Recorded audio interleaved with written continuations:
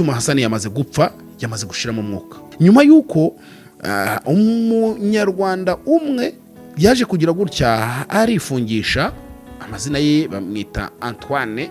Nanjye navuga ngo Cyuma Hassan kabone nubwo hari byinshi dukurikije inkuru agiye akora zirenganura abaturage, ariko kubera ya maboko akomeye akunze kwihisha, mwabonye bya Kazungu ejo bundi, inkotanyi burya ngo ziri kuva muri Kongo, muri Repubulika ya Demokarasi ya Kongo, mu burasirazuba bwayo, muri Kivu zombi.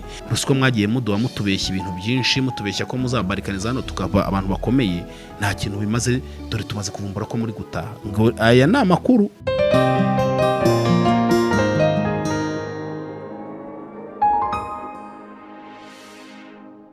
Reka nongere mbasuze, nongere mbifurize kugira ibihe byiza cyane inshuti zacu bakunze mukurikira amakuru yacu. Amahoro y'Imana. Reka rero mwese babwire ngo mbahaye ikaze. Tugiye kugaruka ku makuru agiye atandukanye, ariko ni ku mutekano, politiki na diplomasi ndetse n'imibereho myiza.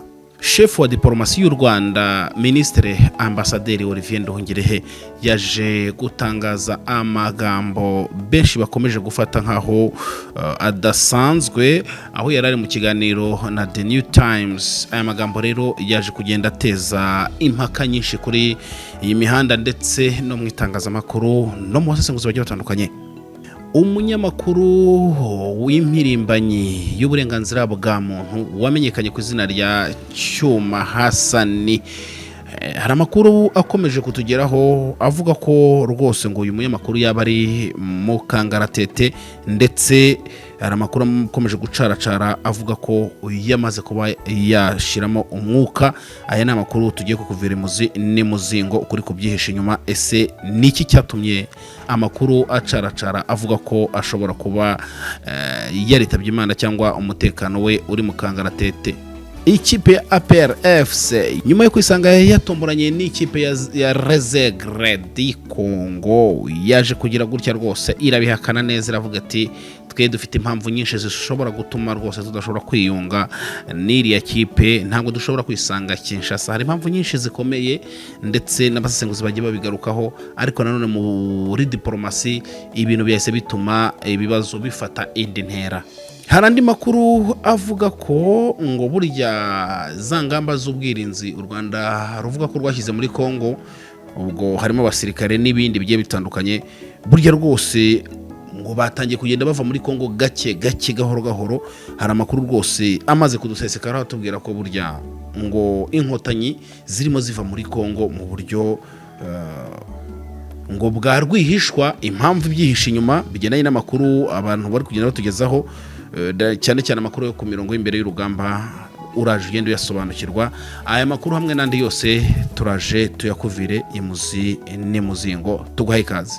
Yitwa Muganga Ruhumuza, uyaje ari igisubizo ku bavuzi gakondo mwese mwari mwarabuze aho murangura imiti gakondo ku mafaranga make cyane. Uyu akaba ari nararibonye mu kuvura, kwigisha no gutegura abashaka kuba bavuzi gakondo. Indwara wajyanye kwa muganga kwivuza bikanga, arazivura, azingura abakobwa babuze urushako, abasore, abagabo, namwe bagore mwese mutakigira ubushake mu gikorwa cy'amabanga y'abashakanye, abakoraho rikaka. Avura amarozi y'ubwoko bwose, inyatsi, karande, nyabingi, ndetse namwe baroze urwangaro, abakoraho rikaka.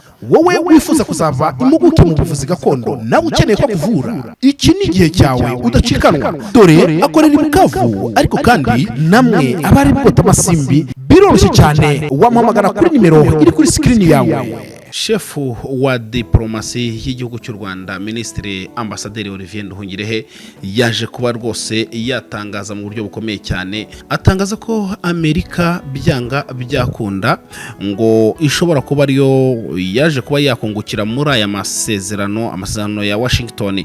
Ni mu gihe yarari mu kiganiro n'ikinyamakuru cyitwa The New Times, ubwo bamubazaga batese gahunda igeze he, ese bijyanye n'ingabo ingabo z'u Rwanda ziri muri Repubulika ya Demokarasi ya Kongo. Ese bigeze he? Ese u Rwanda muhagaze he? Wubwiwe ministre yaje kwivugira ati turabizi neza ko igihugu cy'u Burundi ari cyo cyonyine cyakomeje guteza ibibazo ndetse no kongera umuriro mu bibazo bikomeje kubera mu burasirazuba bwa Repubulika ya Demokarasi ya Kongo. Avuga neza na neza rwose ko ubuyobozi bw'igihugu cy'u Burundi bwagombaga kwigurutsa kino kibazo ntibube bwakizamo.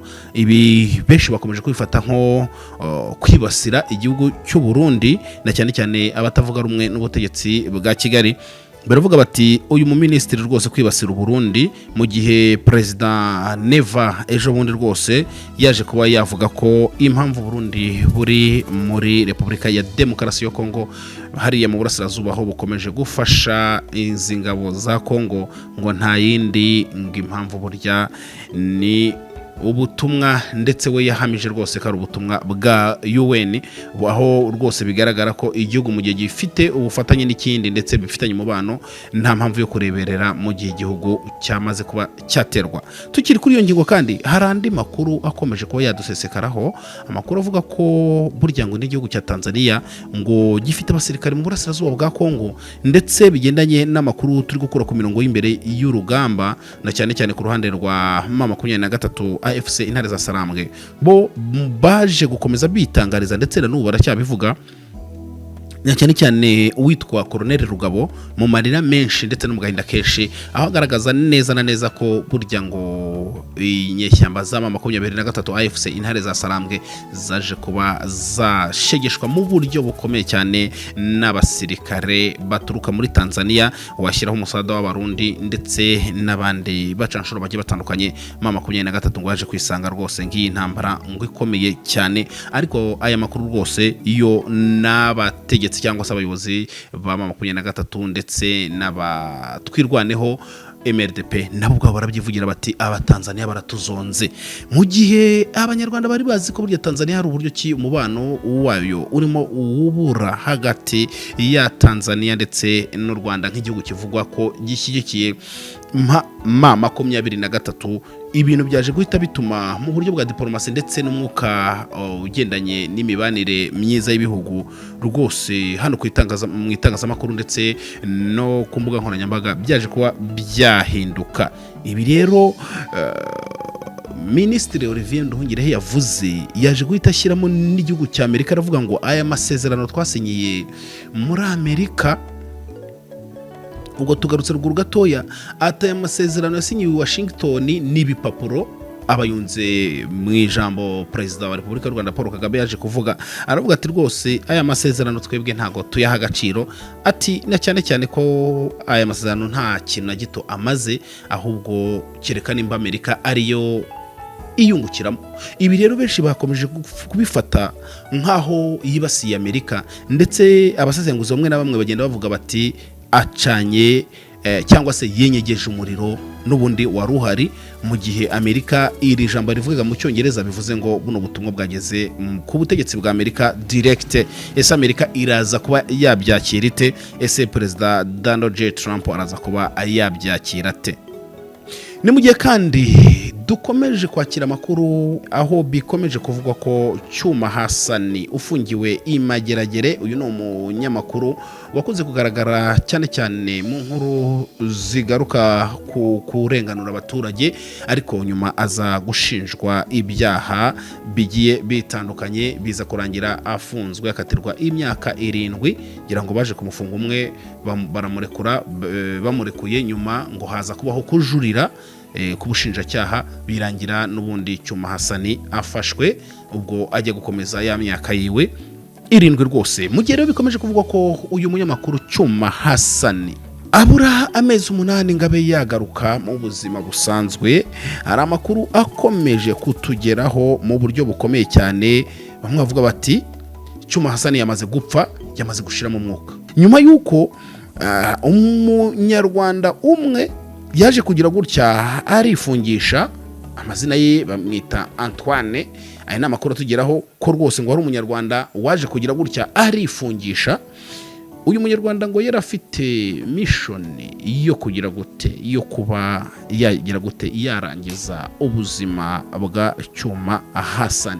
Nyuma yo kwitaba Imana kw'impirimbanyi y'uburenganzira bwa muntu ari we Aimable Karasira, amakuru akomeje kutugeraho atubwira ko Cyuma Hassan nawe ngo yaje kuba yahura n'ihungabana rikomeye cyane, aho rwose ngo usanga mu gihe yakaba yishimira ko habura amezi 8 yonyine ngafungurwe, ahubwo ngo usanga arimo ahura n'ihungabana rikomeye cyane, ndetse ngo abashikagurika ngo atekereza ko uyu Antoine ashobora kumwica isaha n'isaha. Anandi makuru akomeje kutugeraho atubwira ko ngo byanga abyakunda Cyuma Hassan burya ngo ntabwo yapfuye, ahubwo nyine nizo mpungenge ndetse n'iryo hungabana nyuma yuko impirimbanyi y'uburenganzira bwa muntu Karasira Aimable uzaramba alias Professor Niga yaje kuba yakwitaba Imana. Hari abasesenguzi bakomeje kugenda batangaza ko burya ngo iyo ushaka kugira ibyo uhindura wirinda kwigira nka Rambo, wirinda kwigira nk'umuntu ushoboye, kandi bibutse ko bavana mu basangirangendo nta leta nimwe muzabona igorora ibintu 100%. Ibyo byo rwose abasenga bemera ko guhishurirwa bibaho ni kimwe mu bintu Imana yampishuriye. Nta leta nimwe uzabona, yaba iyabanjirije FPR Inkotanyi, yaba izayisimbura, yaba na FPR Inkotanyi, nta leta idakora ibyaha ntayibaho. Nta mutegetsi ubaho utitwaza inkoni, nta n'umutegetsi n'umwe ubaho utitwaza imbabazi. Aha nshatse kuvuga iki ku bantu bumva neza filozofi mvuze? Aha nshatse kuvuga ko igihe cyose utekereza ko urimo urwanya ubutegetsi ngo ubukureho, hari igihe buzabusimbura, buzagira gute, buzagushyira ku ibere, ariko bukagira nabo ugira bute bushyira hariya bukabaheza, ndetse ugasanga n'ubuzima bwabo buri mu kaga. Nubwo wenda leta zidakora ibibi bingana, ni nako zidakora ibyiza bingana. Bishatse kuvuga iki rero? Impirimbanyi za politike zikomeje kugaragaza imiyoborere mibi ya leta ya RPF Inkotanyi, ni nako ku bwa Habyarimana hari impirimbanyi zigaragaza imiyoborere mibi ya leta ya Habyarimana, ndetse na mbere yaho gato ku bwa Gregory Kayibanda nabwo byabayeho, na nyuma ya RPF Inkotanyi rero bizabaho ibi bintu. Izi leta zose uko nzivuze ni nako hari abantu benshi n'ubundi baba bashima imiyoborere y'izi leta, na cyane cyane ko hari benshi izi leta ziba zaragiriye neza, zarasavinze, kuko nta muntu n'umwe wabura umuvuga neza, cyangwa se ngo hagire umuntu n'umwe ubura umuvuga nabi. Aya magambo nkoresheje ndabizi neza ko hari benshi barimo bayumva.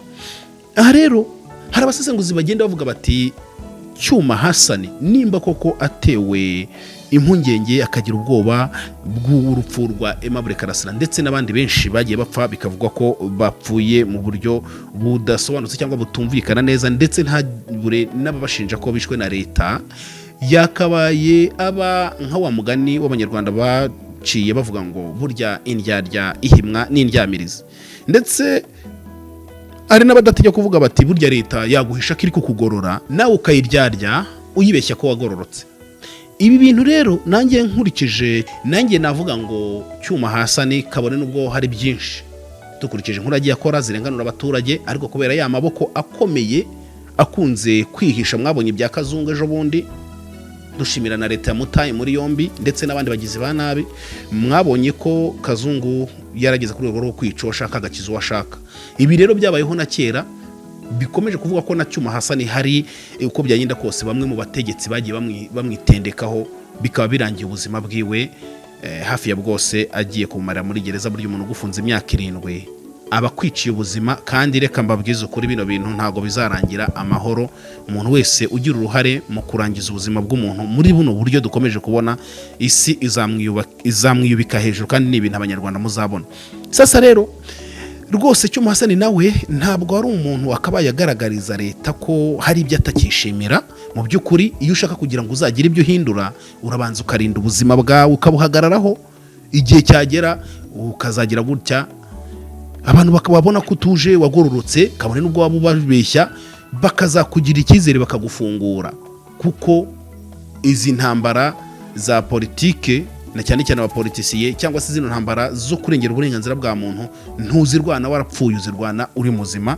Bityo rero Cyuma Hassan nanjye namugira inama, ndetse nimba hari n'abakurikiye amakuru bashobora kumugeraho, namugira inama yo guca bugufi akayireka leta ko yagororotse kabone nubwo yaba yiryarya bakazamufungura. Hari amakuru akomeje kutugeraho avuga ko burya na Karasira Aimable kimwe mu bintu yazize, ndetse ikintu cy'ingenzi yazize ni ukwigira karampenge, akigira umuntu wa danger, akerekana ko ngo ubwo afunguwe itegeko ryamafunguye byarangiye. Ibyo rero bigendanye n'ihungabana yarasanganywe bikatomboka, hanyuma nabo muri gereza nabo urabizi ntago baba bakina, harimo batavomera hafi, bariya baba bategetse gereza rimwe na rimwe, hari igihe bita byivangavanga ugasanga hise havamo n'indi migambi mibisha, kesaswa bakamwica nk'uko bitangazwa, cyangwa bakamukorera ibikorwa by'iyicarubozo bishobora kumwegereza ku rupfu, byakubitana na bya bibazo yifitiye nawe akahitagira gute agapfa, cyangwa bakanamwica, nabyo birashoboka. Icyo nshatse kuvuga ngiki nuko Cyuma Hassan nimba ashaka kuzagira ibyo ahindura azabihindura ariho ari muzima, kuko iyo umaze gufungurwa byanga byakunda unawushakisha imbaraga mu buryo bumwe cyangwa ubundi kandi witonze. Ndagira ngo mbatangarize ko ibyo ushaka guhindura ubihindura ari uko uri muzima, ariko warapfuye ntacyo biba bimaze, biba bisa naho ubuzima bwawe bwose bumaze ugeze gute uri mu rwana intambara zidashoboka ndetse zikakurangiza. Cyuma Hassan rero agomba kwitonda rwose, akagaragariza leta ko yagororotse akava muri gereza, niyo nirwo rufunguzo rwa nyuma na nyuma rushoboka rwamurengera. Naho kwigira karampenge, ejo bundi hari igihe muzajya kumva nawe mukumva ngo yiyahuje ibinini cyangwa se yiyahuje amashuka, nk'uko tugenda tubyumva mu buryo bugiye butandukanye. Ikipe ya APR FC yaje kugira gutya yigarama Resegre di Congo nyuma y'uko rwose bagize gutya ohazari bagatomborana, aho byari byitezwe ko rwose ikipe ya APR FC izisanga Kinshasa yagiye gukina na Resegre di Congo. Ni muri ya mikino yo muri Afurika ukuntu ahandi batomborana.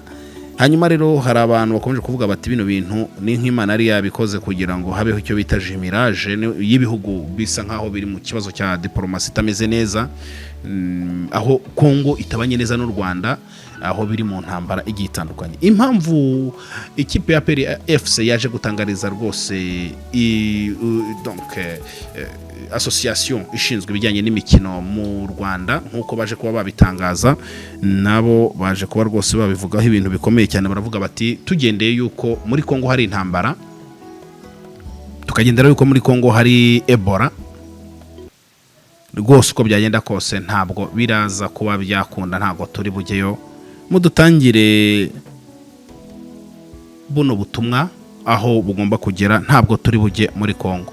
APR FC ibira bihakanye ku mugaragaro rwose, aho benshi bavugaga bati burya iyo inategereza ikihangana igategereza Resegre di Congo ikaba ari ivuga ati rwose APR FC ntago dushaka guhura nayo, cyangwa se Resegre di Congo ikazahakana ko itazaza muri Kigali. Ibi byahise bigaragaza na cyane cyane bigendanye n'amakuru dukura hirya no hino, abenshi batavuga rumwe na leta ya Kigali bari kuvuga ko byanga byakunda bino bintu bikomeje kugira guteza umwuka mubi, mu gihe nanone ikipe yitwa Virunga y'Igoma nayo yaje kuba yakwakirwa na Perezida Facibeto Antoine Felix Tshisekedi Chilombo rwose ahitwa Kinshasa. Abantu benshi bakomeje kwibaza bati se iyi kipe kukitakiriwe na Nanga Colonel Nanga ikakirwa na Perezida Facibeto. Ibi byose byaje kugaragariza abantu ko byanga byakunda ubutegetsi bw'inyeshyamba za 23 AFC intare za Sarambwe rwose abanyekongo batabwibonamo. Isaha n'isaha ya kubona mubone ibintu bigize uguhinduka rwose, aho ngo bari mu bihe byiza. Ndavuga ikipe ya Virunga na Perezida Facibeto. Hari andi makuru akomeje kutugeraho avuga ko inkotanyi burya ngo ziri kuva muri Congo, muri Repubulika ya Demokarasi ya Congo mu burasirazuba bwayo muri Kivu zombi, mu gihe imirwano ikomeje kuvugwa kandi ikomeye cyane. nk'umu mwanya harumbwiye ko uri ku mirongo y'imbere y'urugamba ambwira ko rwose ngo mu nkengero cyangwa se mu marembo ya Uvira mama 23 ndetse na MLDP twirwaneho na Red Tabara barimo barwana inkundura rwose bashaka kwinjira muri Uvira, ariko ngo ingabo z'abarundi, ingabo za Kongo ngo zirimo ziraba cucuma ngo umusubirizo. Ibi nabyo ngo bikomeje kubaho ngo kubera ko ngo haje ngo kubaho ikintu cyitwa amaruswa akomeye cyane yagiye atangwa mu gisirikare cya FARDC. Aya maruswa ngo aza gutera ibibazo bikomeye cyane, atuma rwose ngo ibijyanye no guhashya uyu mutwe w'inyeshyamba wa 23 ndetse na MRDP twirwaneho ngo bigorana mu buryo bukomeye cyane. Ibi rero ngo burya nubwo bigaragara ko ikiswe ingamba z'ubwirinzi u Rwanda rwashyize muri Repubulika ya Demokarasi ya Kongo ngo rurimo rugenda ruzihakura gake gake rwose, hari umuntu arimo ati bari gutaha, abasirikare b'u Rwanda bari gutaha gake gake, turi kugenda tubabona, ariko abantu dukomeje kwibaza kuki mu gihe bari gutaha hakomeje no kuba intambara mu Minembwe, hakomeje kubaho icyo bita intambara ikomeye cyane, ndetse na hano muri Uvira ibintu byakomeje kuba byagenda bifata intera idasanzwe. Ariko rwose umwe rwose muri maneko ziri ku mirongo imbere y'urugamba arambwiye ati byanga byakunda barimo barataha, ahubwo kubera izo za ruswa zamunze FARDC aho 23 yatangaga ruswa mu basirikare bakomakomeye muri FARDC. Byanga byakunda ikintu kiri kubaho no kugira gute, ikintu kiri kubaho no gukora ibishoboka byose kugira ngo basubire inyuma bake bakeya, bitazateza umwuka mubi aho babandi bamwe basirikare bakomeye ba FARDC bazisanga basa nkaho bavunikiye ubusa mu gihe ikitwa izo ruswa zirimo ayo mabuye y'agaciro ndetse n'amafaranga ngo byigiraga mu kindi gihugu, aho kugira ngo te kuba byafasha abanyekongo hanyuma bakisanga ngabo bijejwe n'ibindi bikomeye biremereye birimo no kubarikaniza Kivu zombi, ngo bibaye inzozi zitabaye impamo cyangwa se bibaye inzozi badakabije, ngo ugasanga barihindukiranye batangiye kujya basubiranamo nabo ubwabo bavuga bati ruswa mwagiye muduha mutubeshya ibintu byinshi, mutubeshya ko muzabarikaniza hano tukaba abantu bakomeye, nta kintu bimaze, dore tumaze kuvumbura ko muri gutaha. Ngo aya ni amakuru ku ruhande rw'abatavuga rumwe na leta ya Kigali, na cyane cyane n'abatavuga rumwe na 23 bavuga ko ibi byanga byakunda bifite impamvu byihishe inyuma. Ariko rwose amakuru kuvuga ko ngo ingamba z'ubwirinzi ngo leta y'u Rwanda iri kuzikura muri Kongo gake gake, ngo mu buryo ngo FARDC na cyane cyane abantu bagambanyi bari muri FARDC ngo batagomba kugira gute kuba abamenya. Shuti bakunzi mukurikira ibiganiro byacu, reka mbashimire mwese mbabwire ngo amahoro y'Imana bane namwe. Iyi ni Isano Media Africa, je nitwa Ivan Silvan. Reka mbabwire ko amakuru yacu arakagaruka, mwese reka bifuriza impagarike n'ubugingo. Bye bye.